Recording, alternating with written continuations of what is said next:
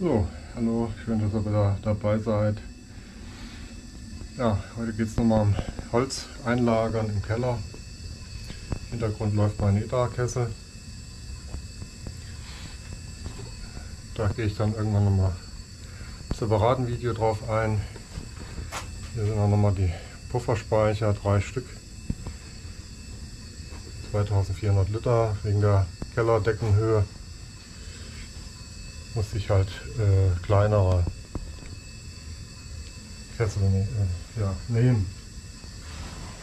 Aber dazu beim nächsten Mal geht es erstmal um die Holzeinlagerung. Es ist ja draußen noch winterhaft nicht mehr so ganz, aber frühlingshaft feucht. Heute ist die Luftfeuchtigkeit etwas weniger, das habe ich auch gleich genutzt. Hier schon mal in den anderen Kellerbereich.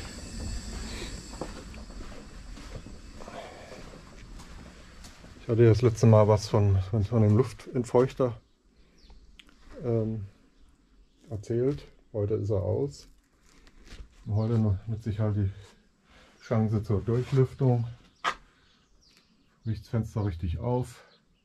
Das mache hier durch Durchzug passiert für das frisch eingelagerte Holz. Dann natürlich die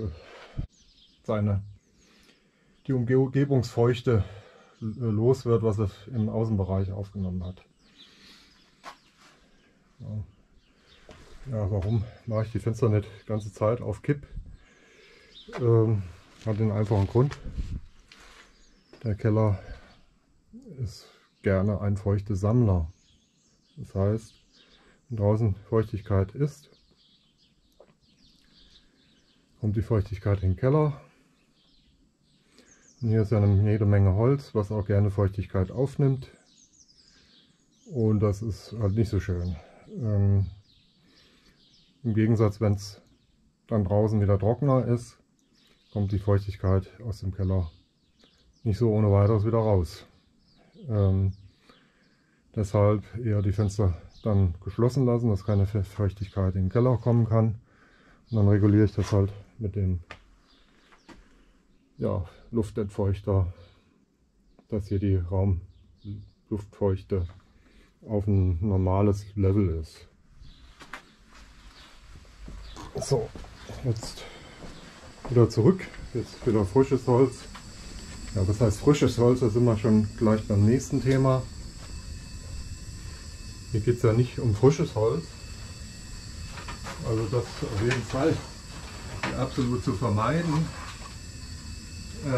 Das muss natürlich hier trockenes Holz sein. Also schon abgelagertes trockenes Holz, was jetzt keinen Lebenssaft mehr in sich hat oder nur noch geringfügig. Und es geht ja jetzt hier das Holz, was bisher im Außenbereich gelagert hatte, was Umgebungsfeuchte hat oder ein Stück weit nass geregnet wurde.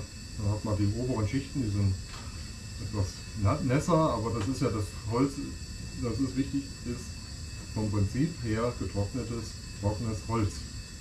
So, und es hat ein bisschen Regen von außen abgekriegt, es hat Umgebungsfeuchte aufgenommen. Alles schön und gut. Das ist die Voraussetzung. Dann kann ich das im Keller lagern und ich habe es jetzt heute auch so. Die erste Schicht war regenfeucht, also nicht mehr ganz so nass, aber immer noch merklich vom Regen befeuchtet. Das ist dann die obere Schicht, die ist relativ nass, aber wenn man dann wegstapelt, stellt man fest, die unteren Schichten, die sind vorzutrocken. Beziehungsweise leichte Umgebungsfeuchte haben sie noch an sich.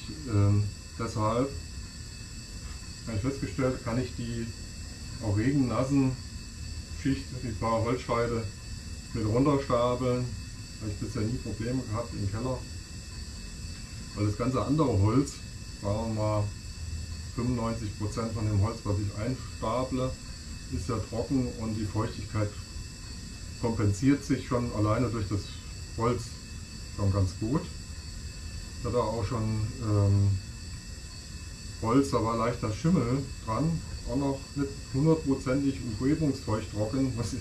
Also jetzt war trockenes Holz, aber wenn es halt länger draußen liegt und es regnet und ja, ist der Umgebungsfeuchte ausgesetzt, dann fängt es halt an, schon da Verortungsprozesse halt einzusetzen.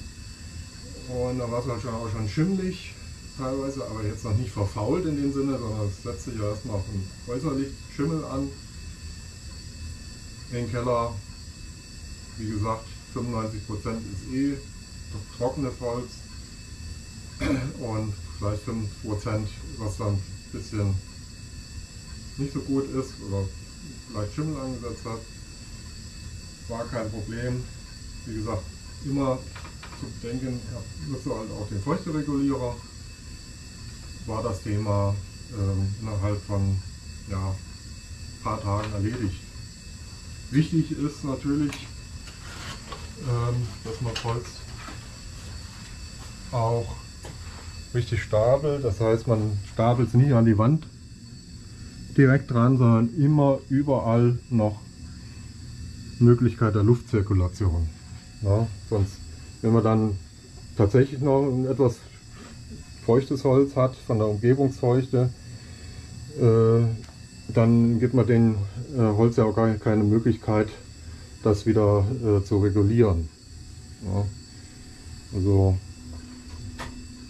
da sollte man schon dran denken.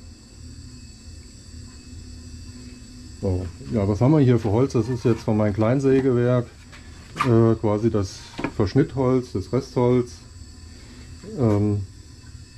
was dann hier auch noch reichlich bei mir anfällt, weil man es dann verheizt werden kann. Gut, ich hoffe, ich habe euch noch mal ein paar Tipps gegeben, wie ich so meine Holzeinlagerung mache. Ich freue mich, wenn ihr beim nächsten Mal wieder dabei seid und freue mich auf Kommentare. Ich hatte übersehen, dass die Kommentarfunktion deaktiviert war. Jetzt soll es hoffentlich wieder möglich sein, Kommentare abzugeben.